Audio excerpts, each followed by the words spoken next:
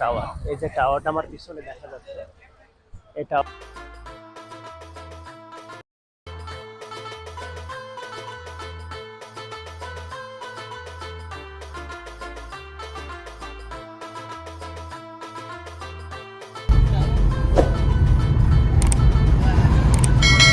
ইস্তাম্বুলে আছে, তখন ইস্তাম্বুলের অ্যাটলিস্ট যত টুরিস্ট অ্যাট্রাকশন আছে সেগুলো তো সবকিছুই দেখতে হবে।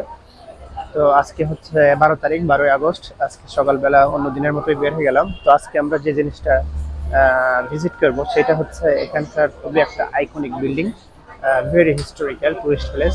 এটার নাম হচ্ছে টাওয়ারটা আমরা এখানে ভিজিট করব। তো টাওয়ারটার সম্বন্ধে যদি হালকার উপরে কিছু বলতে হয়, সেরকম বেশি একটা ইনফরমেশন আমার জানা নাই, বাট অল্প একটু বলতে পারবো। যেটা হচ্ছে এই টাওয়ারটা 507 এবং 508 সালে ভেরি ফার্স্ট টাইম এটাকে বিল্ড করার পরে এটা হচ্ছে আবার এটাকে ডিস্ট্রয় করে দেয়। আপনার হচ্ছে 1348 সালের আগে এটাকে ডিস্ট্রয় করি, আবার 1348 সাল থেকে 1339 সাল থেকে নতুন করে এটাকে বিল্ডিং করে, এবং 1400 বিল্ড করার পরে 1453 সাল থেকে এই টাওয়ারটা বিভিন্ন কাজে ব্যবহার হয়। এবং এর ভিতরে উল্লেখযোগ্য যেটা, সেটা হচ্ছে টাওয়ারটাকে একসময় মানে প্রিজন হিসেবে ব্যবহার করা হতো, মানে মানুষকে এখানে জেলখানা সুজাগতা জেলখানা হিসেবে ব্যবহার করা হতো। পরে পরে এটাকে আবার 2013 সালের দিকে মানে ওয়ার্ল্ড হেরিটেজ সাইটের জন্য এরা লিস্টে দেয়। পরে এটা এখন একটা ওয়ার্ল্ড ইউনেস্কো হেরিটেজ সাইট।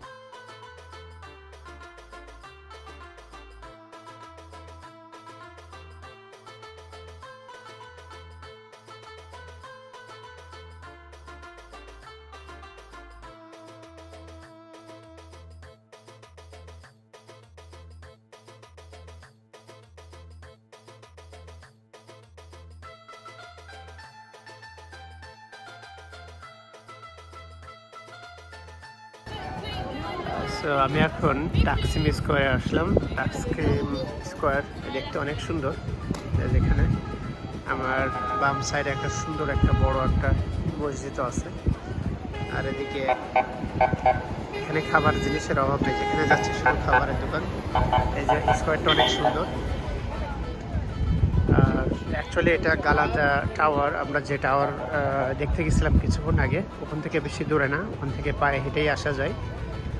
আর হাঁটার সময় বেশ বড় রাস্তা দুই পাশে শুধু অনেকগুলা প্রচুর শপস, যেখানে এক্সপেন্সিভ জিনিস বিক্রি করছে। কেউ শপিং করে, বাট ওখানে গাড়ি টাড়ি যায় না, শুধু টুরিস্ট ট্রাম চলে। বেশ সেফ, সেলিব্রিটি নিয়ে হাঁটা।